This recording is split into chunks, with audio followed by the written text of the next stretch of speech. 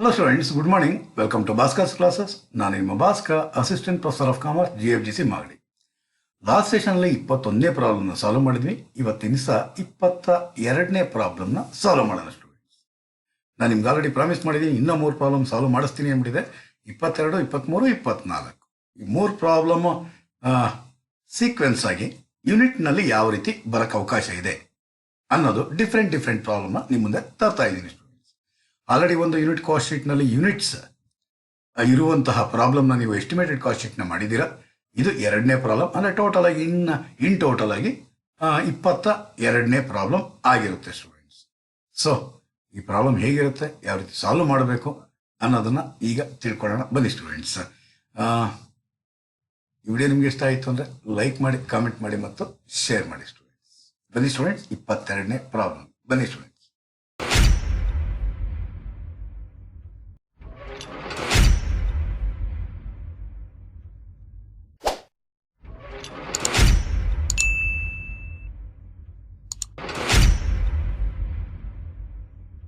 Okay students, 22ನೇ problem ಏನಂತ ಹೇಳುತ್ತೆ, mister Dev produced and sold 1000 units.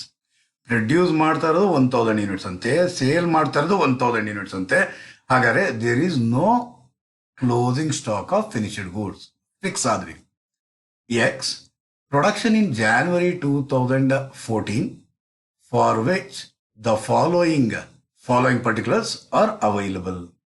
So opening stock of raw material ಕೊಟ್ಟಿದ್ದಾನೆ, purchase of raw material ಕೊಟ್ಟಿದ್ದಾನೆ, closing stock of raw material ಕೊಟ್ಟಿದ್ದಾನೆ. ಹಾಗಾದ್ರೆ direct ಮೆಟೀರಿಯಲ್ನ direct ಆಗಿ ಕೊಟ್ಟಿಲ್ಲ ಸ್ಟೂಡೆಂಟ್ಸ್. ಡೈರೆಕ್ಟ್ ಮೆಟೀರಿಯಲ್ ಡೈರೆಕ್ಟ್ ಆಗಿ ಕೊಟ್ಟಿಲ್ಲ ಅಂದ್ರೆ ನಾವು ಕ್ಯಾಲ್ಕುಲೇಟ್ ಮಾಡಬೇಕಾಗಿರುತ್ತೆ ಸ್ಟೂಡೆಂಟ್ಸ್. ಓಕೆನಾ ಸ್ಟೂಡೆಂಟ್ಸ್? ಹಾಗಾದ್ರೆ ನಾವೇನ್ ಮಾಡುವ, ಫಸ್ಟ್ ಡೈರೆಕ್ಟ್ ಮೆಟೀರಿಯಲ್ನ ಡೈರೆಕ್ಟ್ ಆಗಿ ಕೊಟ್ಟಿಲ್ಲ. ಸೊ ಅದಕ್ಕೋಸ್ಕರ ಏನ್ ಮಾಡಬೇಕಾಗುತ್ತೆ, opening stock of raw materials ಎಷ್ಟಿದೆ students? Okay, 6000, 6000. Add purchase of raw material ಎಷ್ಟಿದೆ ಅಂತೆ? Purchase of raw material 1,44,000. ಎರಡು ಆಡ್ ಮಾಡೋಣ, ಬರೋದು 1,50,000. Then closing stock of raw material ಕೊಟ್ಟಿದ್ದಾನೆ 10,000 less closing stock of raw material ಎಷ್ಟಿದೆಯಂತೆ? 10,000 ಅಂತೆ. 10,000 ನ ಲೆಸ್ ಮಾಡಿದ್ರೆ ಏನ್ ಬರುತ್ತೆ? 1,00,000 ಎಷ್ಟು ಸ್ಟೂಡೆಂಟ್ಸ್? 1,40,000. ಇದನ್ನೇ ನಾವು ರಾ ಮೆಟೀರಿಯಲ್ ಕನ್ಸ್ಯೂಮ್ಡ್ ಅಂತ ಕರಿತೀವಿ, ಅಥವಾ ಡೈರೆಕ್ಟ್ ಮೆಟೀರಿಯಲ್ ಆಗಿರುತ್ತೆ ಸ್ಟೂಡೆಂಟ್ಸ್. ಈ ಪ್ರಾಬ್ಲಮ್ ಅಲ್ಲಿ ಅವನೇ ಹೇಳಿದ ಹಾಗೆ 1000 units were produced and sold ಅಂತ ಹೇಳ್ತಾನೆ. ಯಾವ company? Dev company for the period ending January 2014. Unit produced ಎಷ್ಟಂತೆ? 1000 ಯೂನಿಟ್ಸ್. ಓಕೆನಾ ಸ್ಟೂಡೆಂಟ್ಸ್? ಹಾಗಾದ್ರೆ ಇಲ್ಲಿ ಏನ್ ಬಂದಿರುತ್ತೋ ಅಮೌಂಟ್ ಡಿವೈಡ್ ಬೈ 1000 ಮಾಡಿದ್ರೆ ಪರ್ ಯೂನಿಟ್ ಬರುತ್ತೆ ಸ್ಟೂಡೆಂಟ್ಸ್. ಏನ್ ಬರುತ್ತೆ? ಪರ್ ಯೂನಿಟ್ ಬರುತ್ತೆ. ಓಕೆನಾ? ಸೊ ಹಾಗಾದ್ರೆ 140 ಡಿವೈಡ್ ಬೈ 1,40,000 ಡಿವೈಡ್ ಬೈ 1000 ಮಾಡಿದ್ರೆ ಬರೋದು 140 rupees ಬರುತ್ತೆ. ಡೈರೆಕ್ಟ್ ಲೇಬರ್ ಅಂದ್ರೆ ವೇಜಸ್ ಅಂದ್ರೆ ಡೈರೆಕ್ಟ್ ಲೇಬರ್ ಎಷ್ಟಂತೆ? 55,000. ಹಾಗಾದ್ರೆ 55,000 ಡಿವೈಡೆಡ್ ಬೈ 1,000 ಮಾಡಿದ್ರೆ ಬರೋದು 55 rupees ಬರುತ್ತೆ ಸ್ಟೂಡೆಂಟ್ಸ್. ಡೈರೆಕ್ಟ್ ಎಕ್ಸ್ಪೆನ್ಸಸ್ ಪ್ರಾಬ್ಲಮ್ ಅಲ್ಲಿ ಕೊಟ್ಟಿಲ್ಲ ಅಂದ್ರೆ ಏನ್ ಮಾಡ್ಬೇಕಾಗಿರುತ್ತೆ? ಡ್ಯಾಶ್ ಹಾಕ್ಬೇಕಾಗಿರುತ್ತೆ ಸ್ಟೂಡೆಂಟ್ಸ್. ಓಕೆ, ಟೋಟಲ್ ಮಾಡೋಣ. 1,95,195 rupees. ವರ್ಕ್ಸ್ ಓವರ್ ಹೆಡ್ ಅಂದ್ರೆ ಫ್ಯಾಕ್ಟರಿ ಓವರ್ ಹೆಡ್ ಪ್ರಾಬ್ಲಮ್ ಅಲ್ಲಿ ಕೊಟ್ಟಿದ್ದಾನೆ 60,000.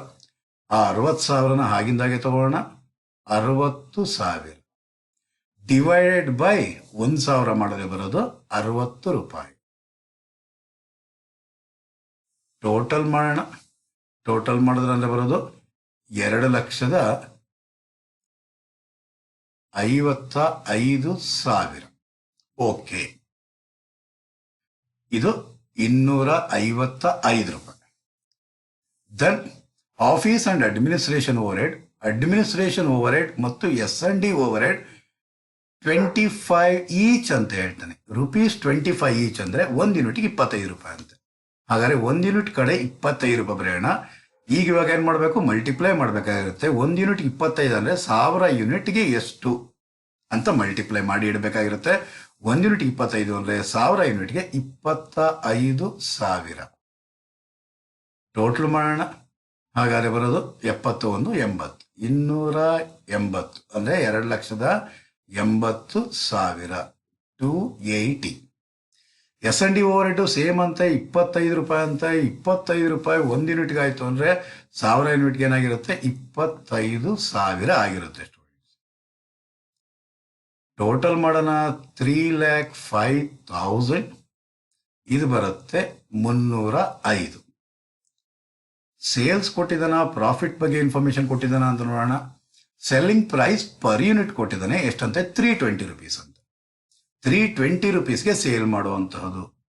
320 ರೂಪೀಸ್ಗೆ ಸೇಲ್ ಮಾಡಿದ್ರೆ 1 ಯೂನಿಟ್ನ 320ಗೆ ಸೇಲ್ ಮಾಡಿದ್ರೆ ಅಂದ್ರೆ 1,000 ಯೂನಿಟ್ಸ್ಗೆ ಎಷ್ಟಾಗಿರುತ್ತೆ, 3,20,000. ಹಾಗಾದ್ರೆ ಬ್ಯಾಲೆನ್ಸಿಂಗ್ ಫಿಗರ್ ಎಷ್ಟು ಬರುತ್ತೆ, ಟೋಟಲ್ ಕಾಸ್ಟ್ಗೂ ಮತ್ತು ಸೇಲ್ಸ್ಗೂ ಇರುವಂತಹ ಡಿಫರೆನ್ಸ್ ಅಮೌಂಟ್ನೇ ಪ್ರಾಫಿಟ್ ಅಂತ ಕರಿತೀವಿ ಸ್ಟೂಡೆಂಟ್ಸ್. ಅದೇ 15 ರೂಪಾಯಿ. 3,20,000 ನಲ್ಲಿ 3,05,000 ಹೋದ್ರೆ ಬರೋದು ಇನ್ನ 15,000 ರೂಪಾಯಿ ಪ್ರಾಫಿಟ್ ಬರುತ್ತೆ ಸ್ಟೂಡೆಂಟ್ಸ್. ಇದೇನೆ ಪ್ರಾಫಿಟ್ ಆಗಿರುತ್ತೆ ಸ್ಟೂಡೆಂಟ್ಸ್. ಇದು 2014ನೇ ಇಸ್ವಿದು ಆಯ್ತು students.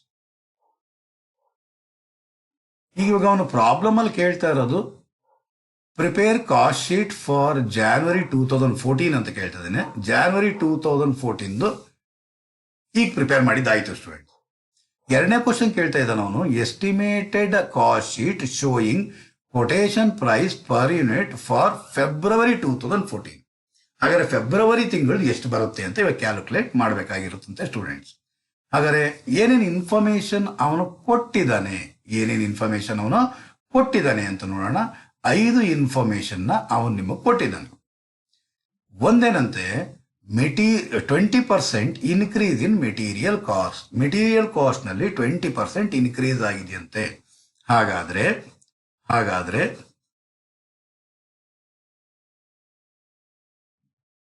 Material cost ಇದ್ದಿದ್ದೆಷ್ಟು, 140 rupees. ಎಷ್ಟಿದ್ದು, 140 rupees ಇದ್ದಿದ್ದು. ಡೈರೆಕ್ಟ್ ಮೆಟೀರಿಯಲ್ 140 ಇತ್ತು. ಆಡ್ ಇನ್ಕ್ರೀಸ್ ಎಷ್ಟು ಪರ್ಸೆಂಟ್ ಅಂತೆ, 20% ಅಂತ. ಹಾಗಾದ್ರೆ 140 into 20/100 ಅಂದ್ರೆ ಬರೋದು 28 ರೂಪಾಯಿ. ಅಂದ್ರೆ ಬರೋದು 168. ಈ ರೀತಿ ಆದ್ರೂ ಮಾಡ್ಬೋದು. ಇನ್ನೊಂದು ರೀತಿ ಹೇಳಿದ್ದೆ ನಾನು ನಿಮ್ಗೆ. ಏನಂತ ಹೇಳಿದ್ದೆ, 140 into 20% ತಾನೇ ಜಾಸ್ತಿ ಆಗಿರೋದು, 120% ಮಾಡ್ಬಿಡಿ ಅಂದ್ರೆ ಎಷ್ಟು ಬರುತ್ತೆ, 168 ಬರುತ್ತೆ. ಇದು ನನಗೆ ಈಸಿ ಆಗಿರುತ್ತೆ ಸ್ಟೂಡೆಂಟ್ಸ್. ಓಕೆನಾ? ಹಾಗಾದ್ರೆ 168 ಪರ್ ಯೂನಿಟ್ ಅಂತೆ, 168 ಪರ್ ಯೂನಿಟ್ ಅಂತೆ. ಹಾಗೆ ಪ್ರಾಬ್ಲಮ್ ಅಲ್ಲಿ ಅಬ್ಸರ್ವ್ ಮಾಡೋಣ, ನಂಬರ್ ಆಫ್ ಯೂನಿಟ್ಸ್ ಏನಾದ್ರು ಚೇಂಜ್ ಆಗ್ತಿದ್ಯಾ ಅನ್ನೋದು. ನಂಬರ್ ಆಫ್ ಯೂನಿಟ್ಸ್ ಇಲ್ಲೇನು ಚೇಂಜ್ ಆಗ್ತಿಲ್ಲ ಇಲ್ಲಿ. ಸೊ ಏನ್ ಮಾಡಬೇಕು, 1000 ಯೂನಿಟ್ಸ್ ಅಂತಾನೆ ಮುಂದಕ್ಕೆ ಹೋಗ್ಬೇಕಾಗಿರುತ್ತೆ ಸ್ಟೂಡೆಂಟ್ಸ್.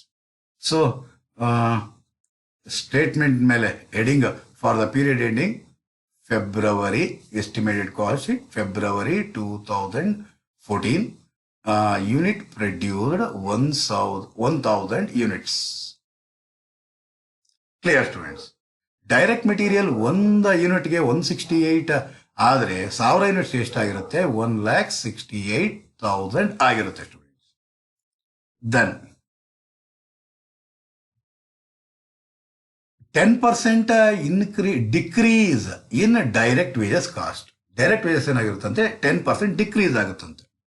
ಸೊ ಡೈರೆಕ್ಟ್ ವೇಜಸ್ ಎಷ್ಟಿದೆಯಂತೆ, 55 ರೂಪೀಸ್ ಇದೆಯಂತೆ. ಡೈರೆಕ್ಟ್ ವೇಜಸ್ ಎಷ್ಟಿದೆಯಂತೆ ಸ್ಟೂಡೆಂಟ್ಸ್, 55 ರೂಪೀಸ್ ಇದೆಯಂತೆ. ಡೈರೆಕ್ಟ್ ವೇಜಸ್ ಇರೋದು 55 ಲೆಸ್ ಡಿಕ್ರೀಸ್ ಎಷ್ಟು ಪರ್ಸೆಂಟು, 10% ಅಂದ್ರೆ ಬರೋದು 5.5. ಮಾಡಿದ್ರೆ ಬರುವಂತಹದ್ದು ಲೆಸ್ ಅಲ್ವಾ, 49.5. ಇದನ್ನೇ ನಾನು ಇನ್ನೊಂದು ರೀತಿಯಲ್ಲಿ ಯಾವ ರೀತಿ ಹೇಳ್ಕೊಡ್ತಾ ಇದ್ದೀನಿ, 55 ಇಂಟು 10% ರಿಡ್ಯೂಸ್ ಅಂದರೆ ಎಷ್ಟು, 90% ಮಾಡಿ ಅಂತ ಹೇಳಿದೆ. 90% ಮಾಡಿದ್ರೆ ಬರೋದೆಷ್ಟು, 49.5 ಆಗಿರುತ್ತೆ ಸ್ಟೂಡೆಂಟ್ಸ್. ಎರಡು ರೀತಿಯಲ್ಲೂ ಹೇಳ್ಕೊಡ್ತಾ ಇದ್ದೀನಿ. ನಿಮ್ಗೆ ಯಾವ್ದು ಕನ್ವೀನಿಯಂಟು, ಎಕ್ಸಾಮಿನೇಷನಲ್ಲಿ ಯಾವ್ದು ಜ್ಞಾಪಕ ಬರುತ್ತೋ ಅದನ್ನು ನೀವು ಹಾಕಿ. ಹಾಗಾದರೆ 49.5 ಅಂದರೆ 49,500. ಡೈರೆಕ್ಟ್ ಎಕ್ಸ್ಪೆನ್ಸಸ್ ಕೊಟ್ಟಿಲ್ಲ, ಸೊ ಹಾಗಾದರೆ ಟೋಟಲ್ ಮಾಡ್ರಿ. ಓಕೆ ಓಕೆ ಓಕೆ, ಎಷ್ಟು, 1,68,000 ಪ್ಲಸ್ 49,500, 2,17,500. 2,17,500 ಇದೆಷ್ಟು ಬರುತ್ತೆ, 217.5 ಬರುತ್ತೆ. ವರ್ಕ್ಸ್ ಓವರ್ ಹೆಡ್ ಬಗ್ಗೆ ಏನಂತ ಹೇಳ್ತಿದ್ದೇನೆ ಅಂತ ನೋಡೋಣ. 5% increase in factory over head. Factory over head ಅನ್ನೋದು ಸೆಮಿ ವೇರಿಯಬಲ್ ಓವರ್ ಹೆಡ್ ಅಥವಾ semi fixed over head. So amount ಮುಖಾಂತರ ಹೋಗ್ಬೇಕಾಗಿರುತ್ತೆ, ಪರ್ ಯೂನಿಟ್ ಮುಖಾಂತರ ಹೋಗಬಾರ್ದು. ಸೊ ವರ್ಕ್ಸ್ ಓವರ್ ಹೆಡ್ ಇರೋದು 60,000. ಕ್ಯಾಲ್ಕುಲೇಷನ್ ತೋರಿಸ್ಬೇಕಾಗಿರುತ್ತೆ ನೀವು. ವರ್ಕ್ಸ್ ಓವರ್ ಹೆಡ್ ಇರೋದು 60,000 ಆ್ಯಡ್ ಇನ್ಕ್ರೀಸ್ 5% ಅಂತೆ. 60,000 ಮೇಲೆ 5% ಅಂದ್ರೆ ಎಷ್ಟು, 60,000 ಮೇಲೆ 10% ಅಂದ್ರೆ 6,000, ಅಂದರೆ 5% ಅಂದರೆ 3,000, ಅಂದರೆ ಬರೋದು 63,000 ಆಗಿರುತ್ತೆ ಸ್ಟೂಡೆಂಟ್ಸ್. ಹಾಗಾದರೆ ಫ್ಯಾಕ್ಟರಿ ಓವರ್ ಹೆಡ್ನ ಎಷ್ಟಾಗಬೇಕಾಗಿರುತ್ತೆ ಅಮೌಂಟು, 63,000. 63,000 ಡಿವೈಡ್ ಬೈ 1,000 ಮಾಡಿದ್ರೆ ಬರೋದು 63. ಡಿಕ್ರೀಸ್ ಆಗಿದೆಯೋ ಇನ್ಕ್ರೀಸ್ ಆಗಿದೆಯೋ ಇನ್ನೊಂದ್ಸಲಿ ನೋಡ್ಬಿಡೋಣ. ಇನ್ಕ್ರೀಸ್ ಅಂತೆ. ಓಕೆ, ಎಕ್ಸಾಮಲ್ಲಿ ಒಂದು ಸ್ವಲ್ಪ ಕನ್ಫರ್ಮ್ ಮಾಡ್ಕೊಂಬಿಡಿ. ಹಾಗಾದರೆ ಪ್ಲಸ್ 63,000, 2 lakh ವರ್ಕ್ ಕಾಸ್ಟ್ ಬರೋದು 2,80,500. ಇದು 280.5. Office and administration over head ಬಗ್ಗೆ ಏನಂತ ಹೇಳ್ತಾನೆ, 20% reduction in administration and S&D over head.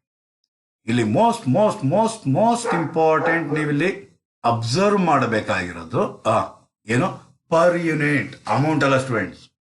Administration over head ಯಾವಾಗಲೂ ಫಿಕ್ಸೆಡ್ ಆಗಿರುತ್ತೆ, ಅಮೌಂಟ್ ಎಲ್ಲ ಫಿಕ್ಸೆಡೇ ಆಗಿರೋದು. ಆದರೆ ಇಲ್ಲಿ ಸ್ಪೆಸಿಫಿಕ್ ಆಗಿ ಪ್ರಾಬ್ಲಮ್ ಅಲ್ಲೇ ಮೆನ್ಷನ್ ಮಾಡಿ ಹೇಳ್ತಿರೋದು ಪರ್ ಯೂನಿಟ್ ರಿಡ್ಯೂಸ್ ಆಗುತ್ತೆ ಅಂತ ಹೇಳ್ತಿರೋಂಥದ್ದು.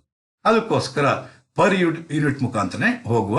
ಎಷ್ಟು, 20% ರಿಡ್ಯೂಸ್ ಅಂತೆ. ಹಾಗಾದರೆ office and administration overhead ಇರೋಂತಹದ್ದು 25 ರೂಪಾಯಿ ಇರೋದು. ಹಾಗಾದರೆ office and administration overhead ಇರೋದು 25 ರೂಪಾಯಿ.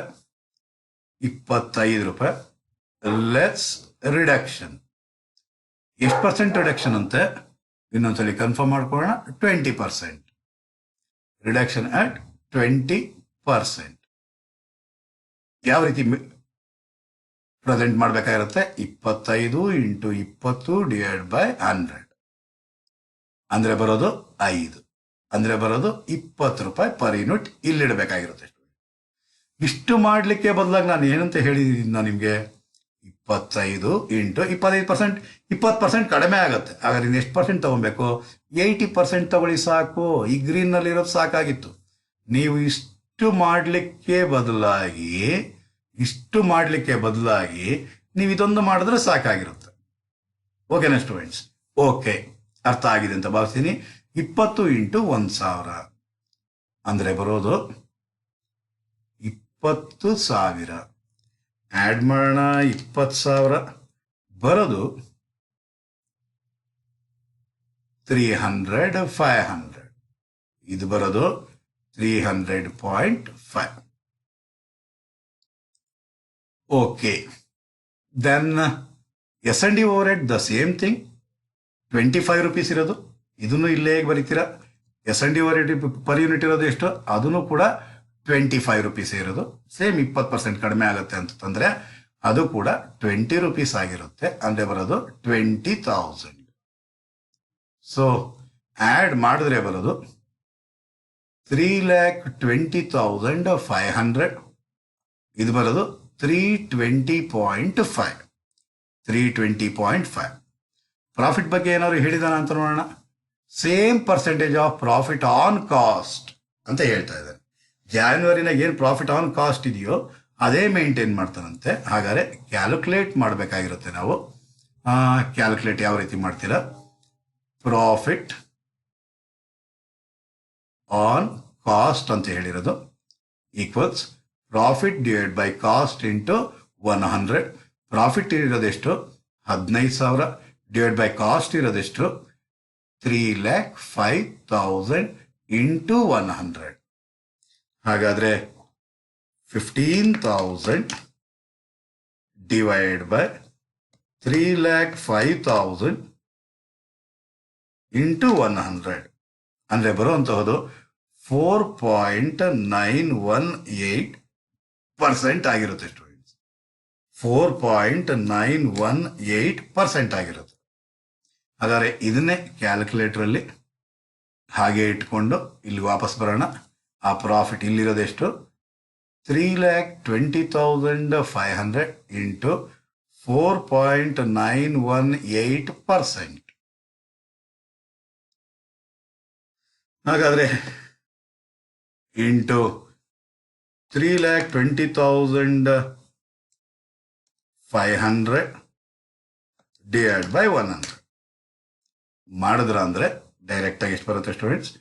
762.29 ಬರುತ್ತೆ. 0.29ನ ಇಗ್ನೋರ್ ಮಾಡ್ತೀನಿ.